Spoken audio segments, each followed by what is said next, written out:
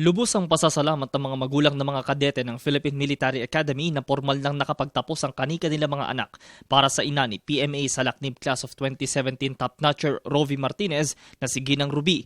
Tila dininig ng Diyos ang kanya mga panalangin na gabayan at mapagtagumpayan ng anak ang 4 na taon sa loob ng akademya.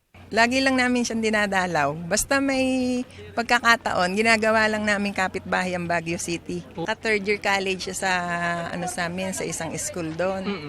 Tapos, nakita, sabi niya may magpapa-exam. Try daw niya na kung makakapasa siya. Ayun, nung nag-take siya ng exam, nakapasa siya.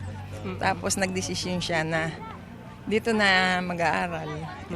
Oo, hindi na niya tinuloy yung accountancy niya. Third year college na siya doon. Incoming fourth year na sana. Nag-umpisa siya uli dito. Ganito din ang naramdaman ng ina ni PMA sa Laknib Class Top 3 Eda Marapao na si Ginang Helen Marapao nang makausap siya ng PTV News. Yung pangalaman namin, nandito na siya din sa dito. Tapos yung pangatlo na lalaki, nag-exam din dito. Ewan ko, tapos nag-exam din sa MAAP. Yun nga kung ano yung destiny niya, kung dito o sa MAAP, hindi natin alam. Basta sabi ko kung ano yung gusto ng Panginoon, basta gawin nyo yung best nyo. Tapos naman yung exam, medical, napasan nyo, nagawa nyo na yung mga requirements. Kung ano yung last na calling nyo, ay di yun na. Present din sa okasyon si PMA alumni at ngayon Chief Superintendent Cesar Binag. Proud parent siya sa kanyang pagbabalik sa kanyang alma mater dahil isa sa kanyang anak ang susunod sa kanyang yapak at magsisilbi sa bayan. Aniya, nawa din daw sa paglabas ng kapwa kadete ng kanyang anak ay hindi nila malimutan ang magagandang asal at responsibilidad na natutunan sa loob ng PMA na siyang susi sa paglilingkod ng tapat at totoo sa sambayan ng Pilipino.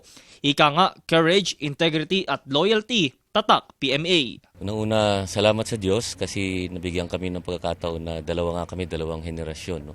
Halos 30 taon ang pagitan. Pumasok kami 1983, pumasok sila 2013, April din.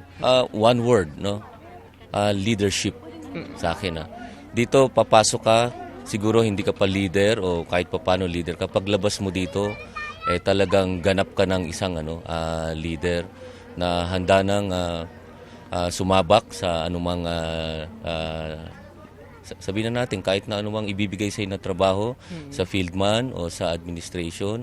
Magkahalong saya at galak ang kanila namang naramdaman sa pagtalo ng Pangulong Rodrigo Roa Duterte sa napakahalagang okasyong ito sa kanila.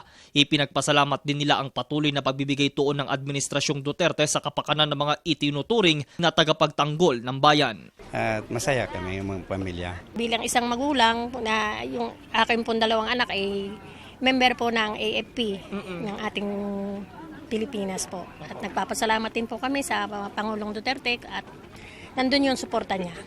Sir. Ganon din po nga masasabi. Maraming salamat sa ating Pangulo. Maganda ang pagpapatupad niya sa ating bansang Pilipinas. Samantala, kinilala naman ng Pangulo ang kauna-unang pagkakataon na nagkaroon ng 8 babaeng kadete na nagtapos sa PMA at naging bahagi pa ng top 10. Para sa PTV News, Julius Desambron, Baguio City.